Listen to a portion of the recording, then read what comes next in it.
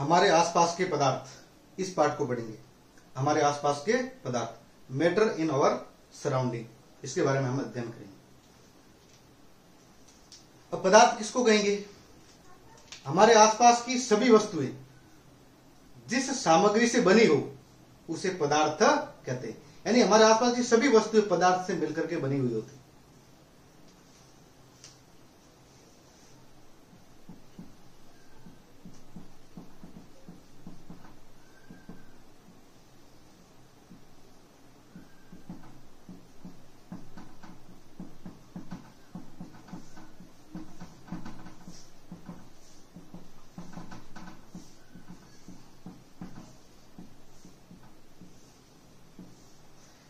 हमारे आसपास की सभी वस्तुएं जिस सामग्री से बनी हुई हो उसको हम लोग बोलते हैं पदार्थ।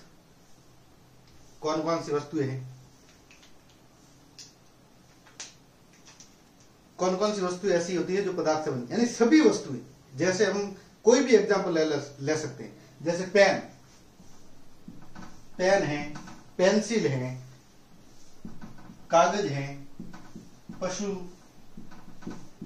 पक्षी, टेबल, जल, रेत, सजीव, निर्जीव, सभी वस्तुएं पदार्थ होती हैं। सभी वस्तुएं क्या होती हैं? पदार्थ।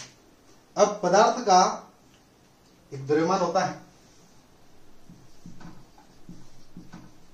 पदार्थ का द्रव्यमान होता है और पदार्थ का आयतन होता है। ये दो बातें मुख्य याद रखनी। पदार्थ का द्रव्यमान होता है और पदार्थ का आयतन होता है। यानी पदार्थ जो होती है स्थान घेरती है। जैसे मैं बात करूं, या मैंने ये रखा तो इसने इतना स्थान घेर लिया।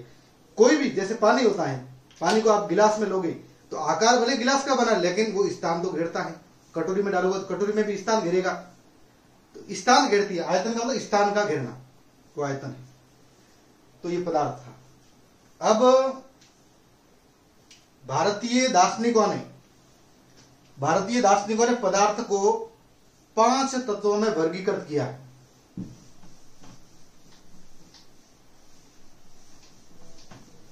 भारतीय दार्शनिकों ने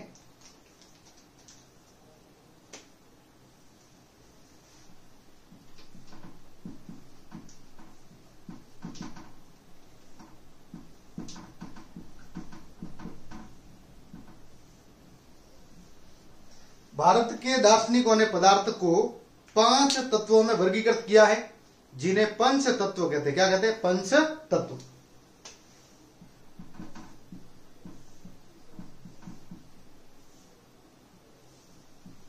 ये पंच तत्व कौन से हैं? कौन कौन से हैं?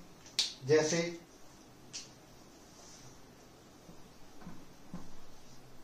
पृथ्वी, अग्नि, जल, वायु और आकाश। ये 5 तत्व हैं जिनको पंच तत्व कहते हैं। कौन कौन से? पृथ्वी, अग्नि, जल, वायु और आकाश। ये 5 तत्व हैं। गिन लीजिए, 1 2 3 4 और 5। संसार की सभी वस्तुएं इन्हीं 5 तत्वों से मिलकर के बनी हुई है। भले वो सजीव हो या भले वो निर्जीव हो। सजीव और निर्जीव सब वस्तुएं इन्हीं 5 तत्वों से मिलकर के बनी हुई होती है। और जब वो नष्ट होते हैं तो ये 5 तत्व वापस प्रकृति में विलीन हो जाते हैं। इस बात का समर्थन यूनान के दार्शनिकों ने भी किए।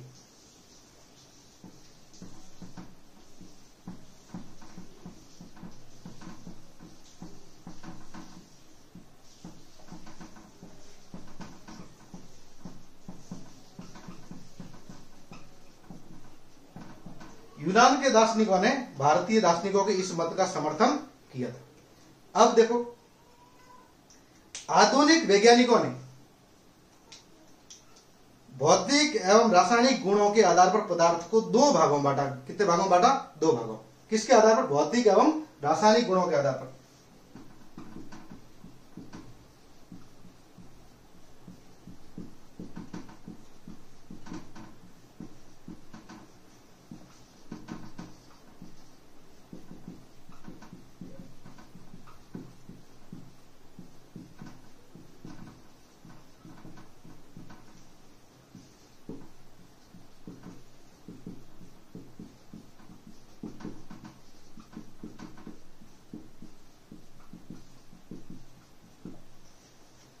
आधुनिक वैज्ञानिकों ने भौतिक एवं रासायनिक गुणों के आधार पर पदार्थ को दो भागों में बांटा। इस अध्याय में हम पदार्थ के भौतिक गुणों का अध्ययन करेंगे। रासायनिक गुण जो है उसको हम अगले अध्याय में पढ़ेंगे। तो हम भौतिक आधार पर पदार्थ के बारे में पढ़ते हैं।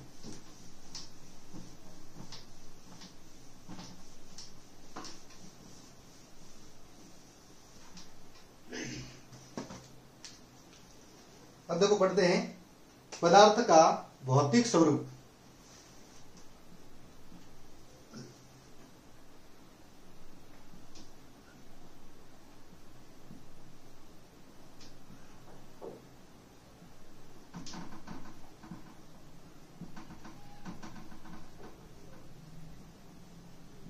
हेडिंग क्या है?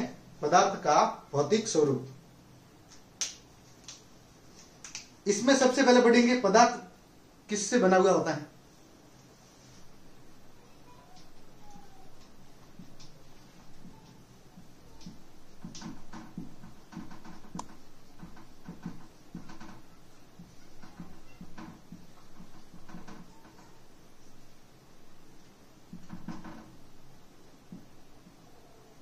पदार्थ जो है वो कणों से मिलकर बना है। किससे मिलकर बना है? कणों से।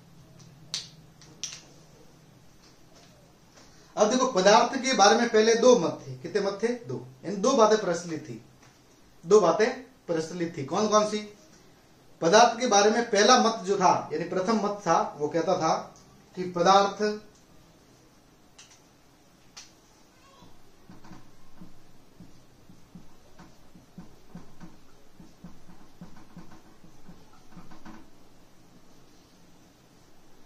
जो है वो लकड़ी की तरह सतत है। ऐसा मतलब मान लीजिए लकड़ी है तो लगातार बना हुआ है, सतत बना हुआ है, ऐसा मानते थे। दूसरा जो मत था, दूसरा मत कहता था कि पदार्थ कण है। पदार्थ क्या है? कण। यानी पदार्थ कणों से मिलकर के बनता है। ये दो मत थे, ये फर्स्ट मत और ये सेकंड मत। यानी दो मत थे। पहला मत कहता था पदार्थ लकड़ी की तरह बना हुआ है, यानी लगातार है, सतत है, जुड़ा हुआ है।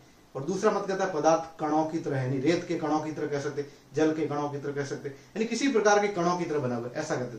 अब हम इसको एक क्रियाकलाप के द्वारा समझते हैं। एक क्रियाकलाप करते हैं, उसके द्वारा समझते हैं कि पदार्थ किसके द्वारा बना हुआ है, किसका बना हुआ है।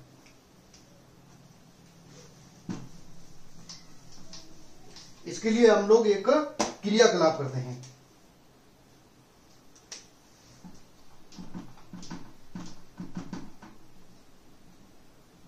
एक क्रियाकलाप करते हैं। क्या करते हैं हम लोग?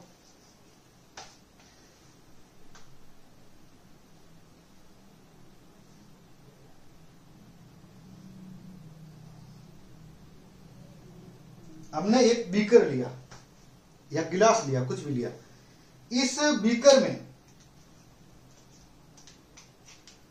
इस बीकर को जल से आधा भर लिया, यानी बीकर पूरा 100 ml का है, तो हमने इसको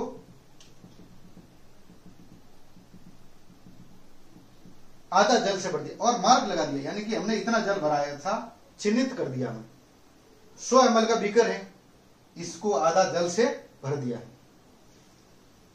अब मैं लिख देता हूं इसमें जल है, जल। अब इस बीकर के अंदर मैंने 1 चम्मच नमक डाला, या फिर कह सकते हैं शक्कर डाली।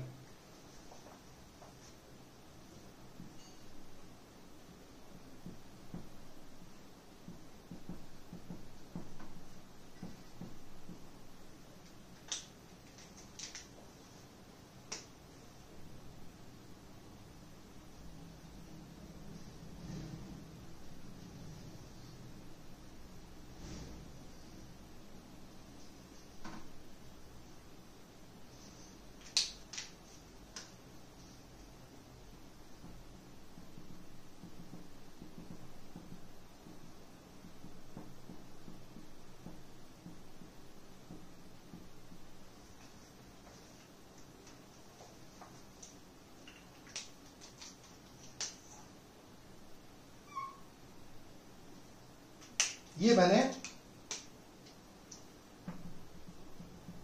नमक डाला 1 चम्मच। इस आधे भरे हुए बीकर, पानी से आधे भरे हुए बीकर में मैंने नमक डाला। अब नमक डाल करके कांच की रॉड से मैंने इसको हिलाया, हिलाया तो ये नमक के जो कण थे ये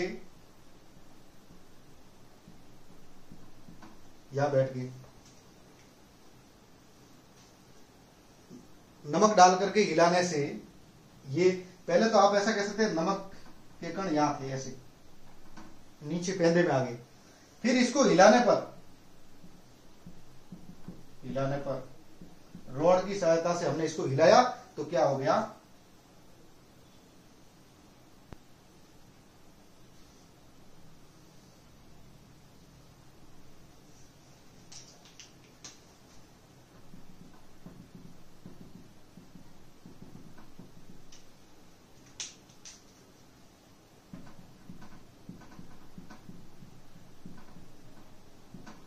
ये नमक के कण जल के कणों के बीच में जो रिक्त स्थान होता है उसमें समायोजित हो गई।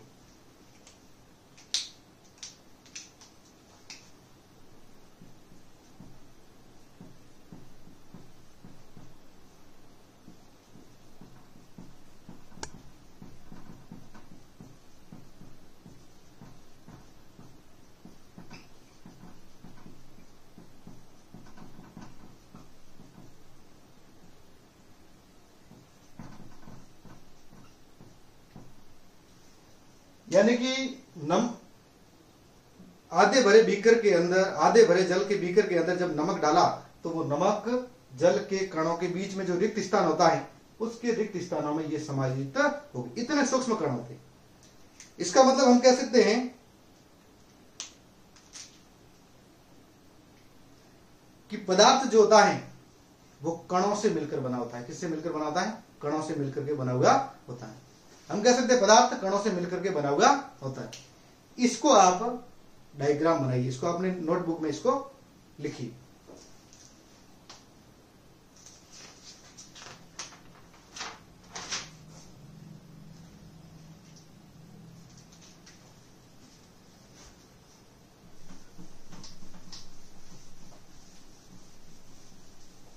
ये तो एक बात होगी।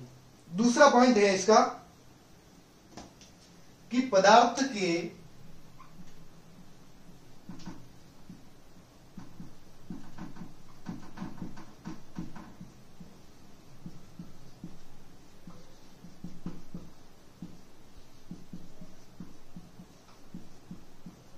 यानी कि पदार्थ के ये कण, यानी पदार्थ कणों से मिलकर बना है, लेकिन पदार्थ के ये कण कितने छोटे होते हैं, कितने सूक्ष्म होते हैं, ये बात है। अब देखो,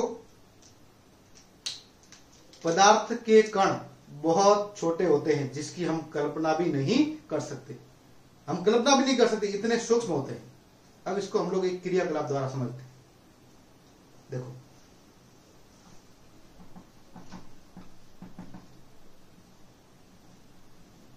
हम लोग इसे एक क्रियाकलाप के द्वारा समझते हैं। हम लोग एक बीकर लेते हैं और उस बीकर के अंदर 100 ml पानी भर लेते हैं।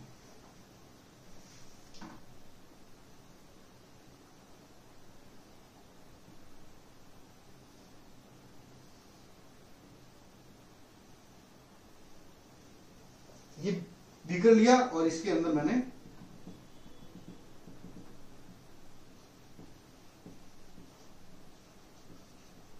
इस बीकर में मैंने 100 ml पानी भर दी। अब मैं क्या करूंगा, इस बीकर के अंदर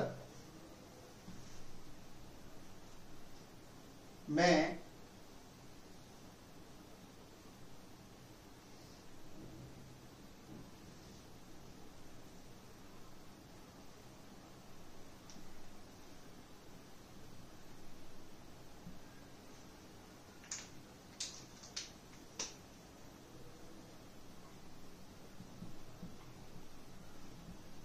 इस बीकर के अंदर में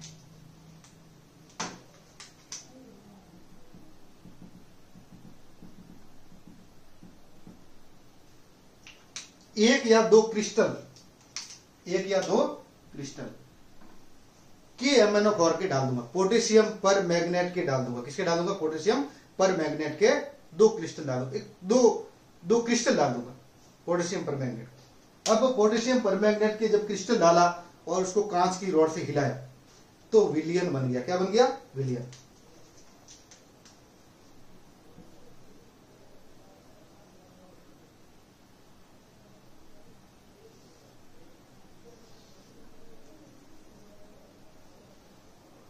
ये विलियन बन गया। अब ये पोटेशियम परमैंगनेट के जब क्रिस्टल जल में घुल गए तो रंगीन कलर हो गया, यानी लाल रंग हो गया। कैसा हो गया? लाल। और गाढ़ा लाल था, गहरा लाल था जिसको कह सकते हैं, ये बन गई। अब मैंने क्या किया, ये भी 100 ml है, ये भी 100 ml और ये भी 100 ml।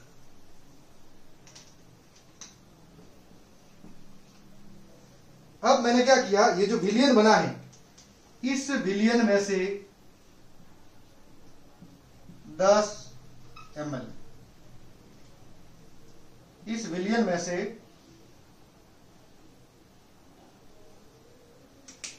10 ml विलियन निकाल दिया परख नली के अंदर। कितना निकाला?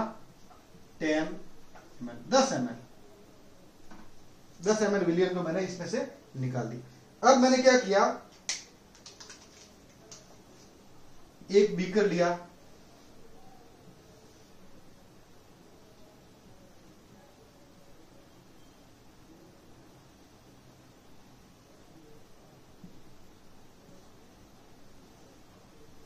इसमें 90 ml पानी लिया। कितना लिया? 90 ml पानी।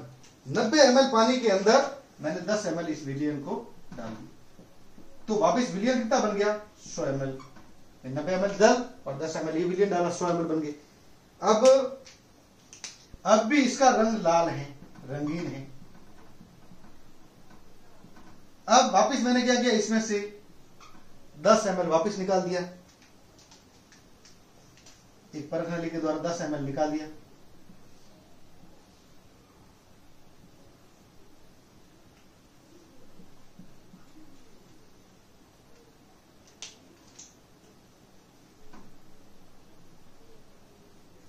ml को निकाल दिया।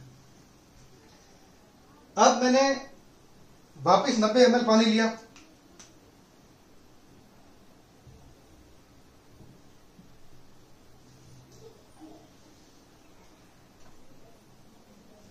नब्बे ml पानी लिया और 10 ml इसको वापस मैंने इसके अंदर मिला दिया।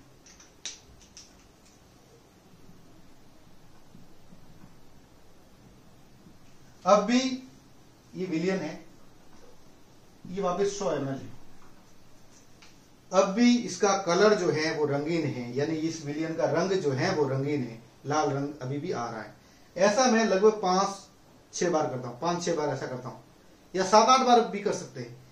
मैंने इसको बार बार तनुकृत किया, बार बार पतला किया, उसके बाद भी इसका रंग लाल प्राप्त हो रहा है। इसका मतलब क्या है कि पोटेशियम परमैंगनेट यानी KMnO4 के केवल एक क्रिस्टल में भी बहुत सारे छोटे छोटे कण होते हैं, सूक्ष्म कण होते हैं। यानी पोटेशियम परमैंगनेट का एक क्रिस्टल अनेक सूक्ष्म कणों से मिलकर के बना हुआ होता है, यानी इतने सूक्ष्म कण होते हैं। तो इस प्रकार का ये, इसको हम लोग 2 ml, यानी इसको पोटेशियम परमैंगनेट की जगह में 2 ml डिटॉल, 2 ml डिटॉल लेकर के भी कर सकता हूं। कैसे? 2 ml डिटॉल को इसके अंदर डाला, अब इसकी सुगंध तेज आएगी। फिर इसमें से 10 ml विलियन निकाल करके इस पानी में डाल दिया, इसमें भी सुगंध आएगी। इसके 10 ml को निकाल करके 90 ml पानी में डाल दिया, फिर 10 ml निकाल करके 90 ml पानी में डाल दिया, तो यहां तक भी सुगंध आ रही है। और आगे करेंगे तो और आगे भी सुगंध आती जाएगी। यानी कि बार बार तनुकृत करने के बाद भी डिटॉल की सुगंध प्राप्त हो रही। इसका मतलब कण जो होते हैं बहुत सूक्ष्म होते हैं, विभाजित होते जाते हैं, होते जाते हैं, होते जाते हैं। अंत में एक ऐसी अवस्था आती है जब कणों को और आगे विभाजित नहीं किया जा सकता। तो ये आप लोग डायग्राम बनाइए।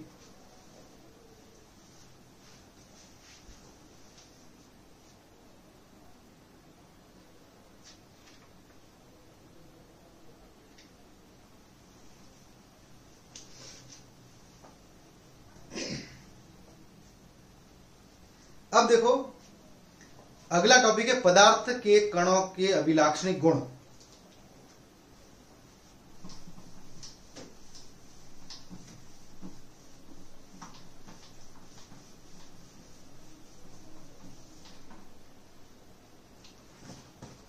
पदार्थ के कणों के अभिलाक्षणिक गुण। नई हेडिंग पढ़ते हैं।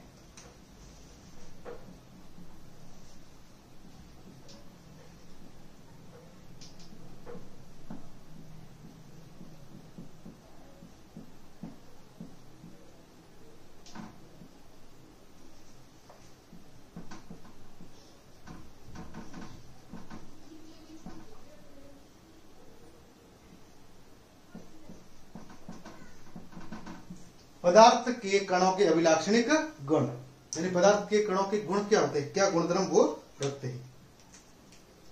पहली बात, 1 नंबर पढ़ते हैं। पदार्थ के कणों के बीच रिक्त स्थान होता है।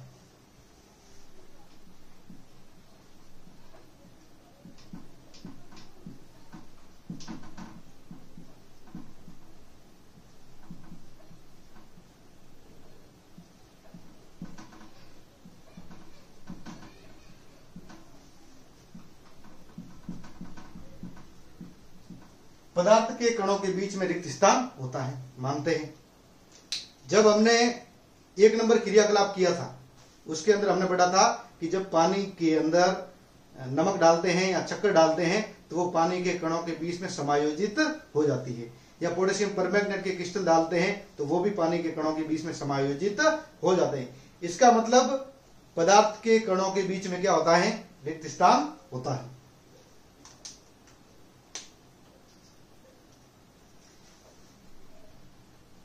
दूसरी बात,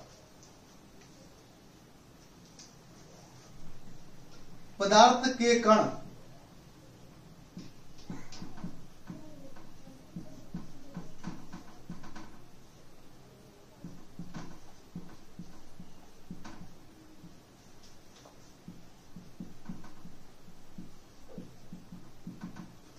पदार्थ के कण निरंतर गतिशील होते हैं, गति करते हैं। कैसे? इसे हम कुछ क्रियाकलाप करके पढ़ते हैं। पदार्थ के कणों में गति कैसे पाई जाती है। 1 नंबर पहला क्रियाकलाप करते हैं।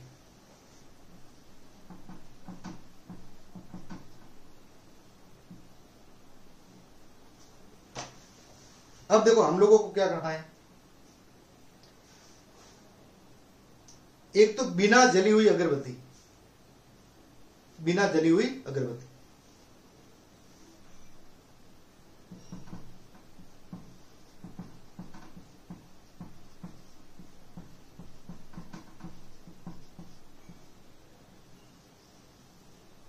हमने क्या किया, एक बिना जली हुई अगरबत्ती ली और उसको हमारी क्लासरूम के अंदर, कक्षा के अंदर अंत में रख दिया, लास्ट के अंदर कोई अलमारी के लास्ट के अंदर कोई स्थान पर रख दिया। अब हम लोग उसकी सुगंध लेने का प्रयास करो। हम लोग उसके बहुत नजदीक जाएंगे तो भी हमको बहुत कम सुगंध आएगी, उसकी सुगंध नहीं आएगी इतनी, बिना जली हुई अगरबत्ती की सुगंध नहीं आएगी। अब हमने क्या किया, इसकी कम सुगंध आएगी या नहीं आएगी, ऐसा होता है। अब हमने क्या कर दिया, इस अगरबत्ती को जला दिया, जली हुई अगरबत्ती।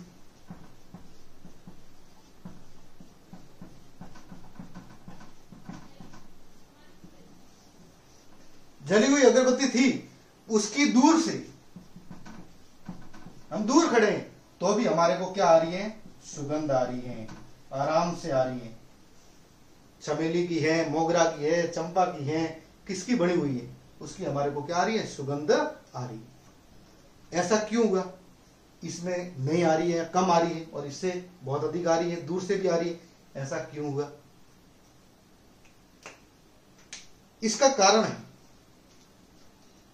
कि पदार्थ के, देखो पदार्थ के कणों में गति पाई जाती है, पदार्थ के कण गतिशील होते हैं, लेकिन तापमान बढ़ने पर पदार्थ के कणों की गतिज ऊर्जा में परिवर्तन होता है।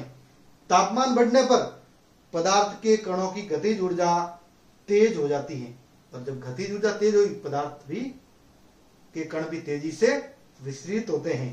इसी कारण से जली हुई अगरबत्ती या जलती हुई अगरबत्ती जो होती है उससे हमको सुगंध आती है। तो क्या होता है,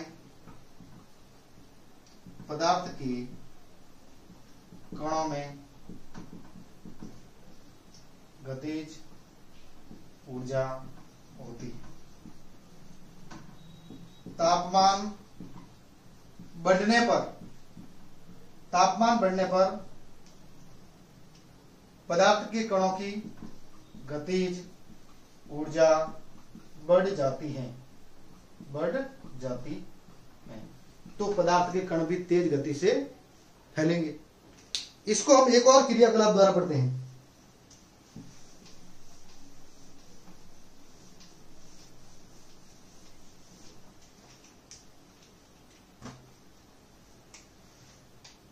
ये तो क्रियाकलाप था पहला। अब एक और सेकेंड क्रियाकलाप, दूसरा क्रियाकलाप पढ़ते हैं। अब देखो हमने क्या किया,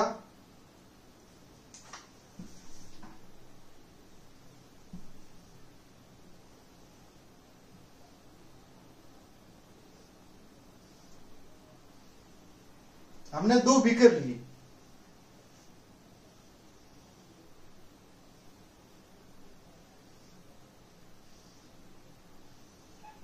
हमने पानी से भरे हुए 2 बीकर लिए, पानी भर दिया।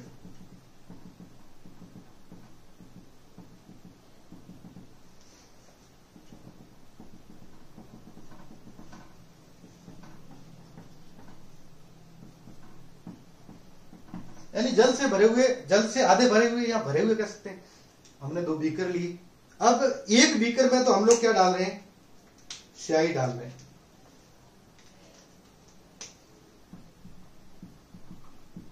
यानी हमने हरे रंग की ग्रीन स्याही डाल दी। जैसे ही हमने स्याही डाली, यानी हम इसको हिलाते नहीं, ऐसे ही रख देते हैं।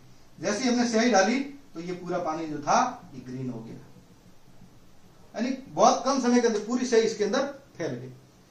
दूसरे के अंदर हमने क्या किया, शहद डाला। शहद की बूंद,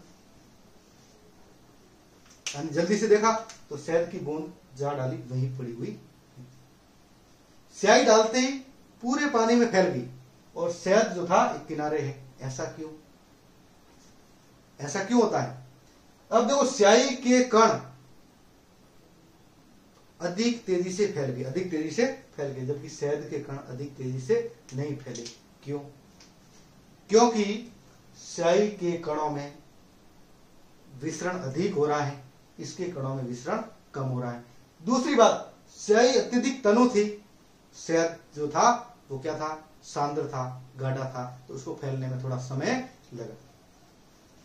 अब एक और क्रियाकलाप पढ़ते हैं, तीसरा क्रियाकलाप पढ़ते हैं।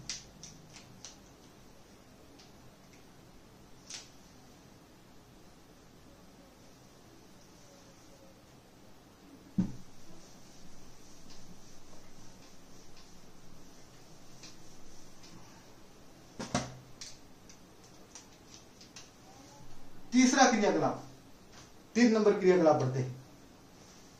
हम लोग क्या करते थे, वैसे ही 2 बीकर लेते हैं पानी से भरे हुए।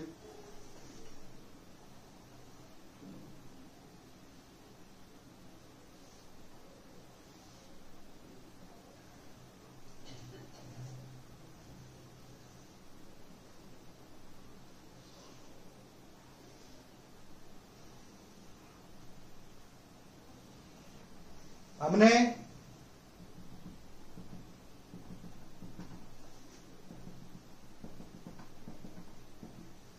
पानी से भरे हुए 2 बीकर लिए। अब देखो, इसमें ध्यान रखना है, ये गर्म पानी है और ये ठंडा पानी। ये गर्म पानी से भरा हुआ बीकर और ये ठंडे पानी से भरा हुआ बीकर है। अब मैंने क्या कर दिया, इसमें या तो मैं डालूंगा KMnO4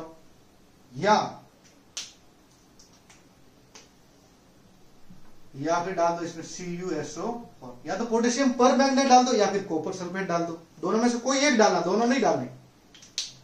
या तो ये डालो या फिर ये डालो। इसमें भी भाई, या तो फिर इसमें भी KMnO4 डाल दो या फिर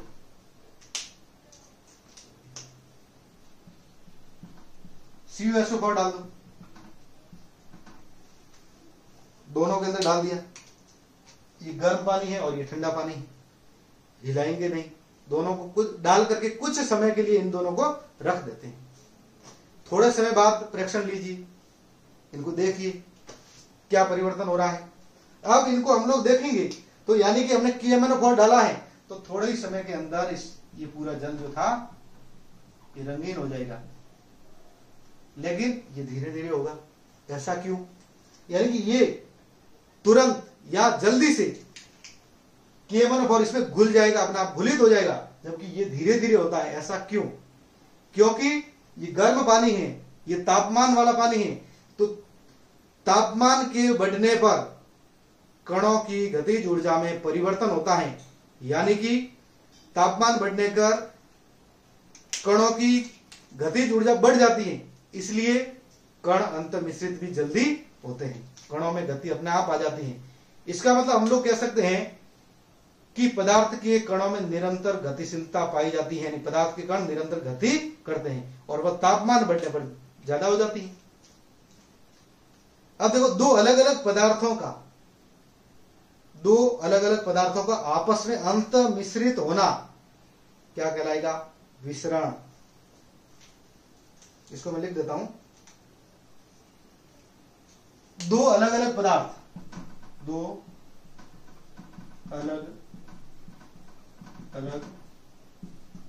पदार्थों का आपस में अंत मिश्रित होना विसरण कहलाता है। अब देखो तापमान का इस विसरण पर कोई प्रभाव पड़ता है क्या? तापमान का विसरण पर क्या प्रभाव है? तापमान बढ़ेगा तो विसरण की दर भी बढ़ जाती है, तापमान कम होने पर विसरण की दर भी कम होती है। जैसे देखो हमारे पास एक कटोरी में आइसक्रीम है और एक कटोरी में हलवा है। एक कटोरी में आइसक्रीम है और एक कटोरी में गर्म हलवा है। अब आप लोग क्लास में देखिए, कोई भैया आइसक्रीम खा रहा है, आपके पास में बैठा हुआ खा रहा है, उल्टा घूम के खा रहा है, तो आपको सुगंध नहीं आएगी उसकी। और कोई पास वाले कमरे में, आपके पास नहीं बैठा, पास वाले कमरे में भी हलवा खा रहा है तो उसकी सुगंध आ जाएगी। गर्म हलवा होना चाहिए। यानी कि रसोई में बनने वाले हम लोग रसोई में जाने से पहले ही रसोई में क्या बन रहा है उसकी सुगंध हम तक आ जाती। क्यों? क्योंकि तापमान है और तापमान विसरण की दर को बढ़ाता है। इसीलिए तापमान के बढ़ने पर विसरण की दर बढ़ जाती है, तापमान के कम होने पर विसरण की दर कम होती जाती है। तो ये तीन क्रियाकलाप हमने पढ़े किसके संबंध में? पदार्थ के कण निरंतर गतिशील होते हैं।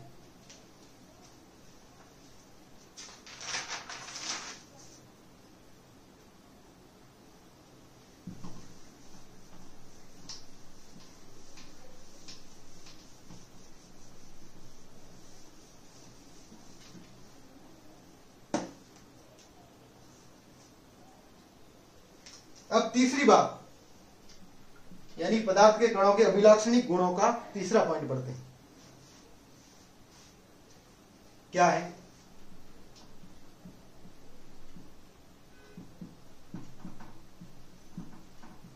पदार्थ के कण एक दूसरे को आकर्षित करते हैं।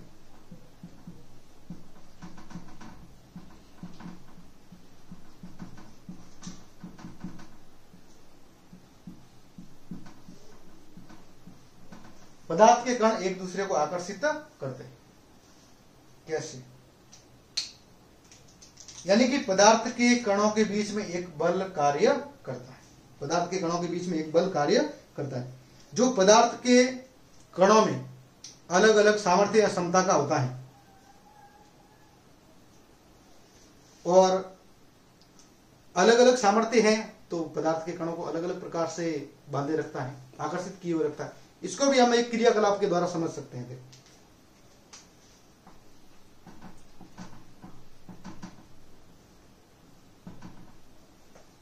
कैसे? हमने क्या किया, एक तो लोहा लिया, एक हमने चौक ली, लोहा लिया, चौक ली और रबर बैंड लिया। इन तीनों को लिए लोहा, चौक और रबर बैंड, इनको हथौड़े से, यानी तीनों को हथौड़े से हमने क्या किया, इसको पीटते हैं, भंगूर करते हैं, खींचते हैं या तोड़ते हैं इनको, तो सबसे पहले कौन टूटता है या सबसे बाद में कौन टूटता है और क्यों? अब देखो, इन तीनों को जब पीटेंगे या खींचेंगे, तोड़ेंगे, तो लोहा सबसे अंत में टूटता है। क्यों? क्योंकि लोहे के अंदर वह बल परबल है, लोहे के कण जो होते हैं वो परबल आकर्षण बल से बंधे हुए होते हैं, इस कारण से लोहा सबसे अंत में टूटता है। एक हम ऐसे और देख सकते हैं, जैसे देखो, हमने जैसे ही पानी का नल स्टार्ट किया और नीचे अंगुली लगा दी, कोई भी पानी का नल स्टार्ट किया है हमने और उसके नीचे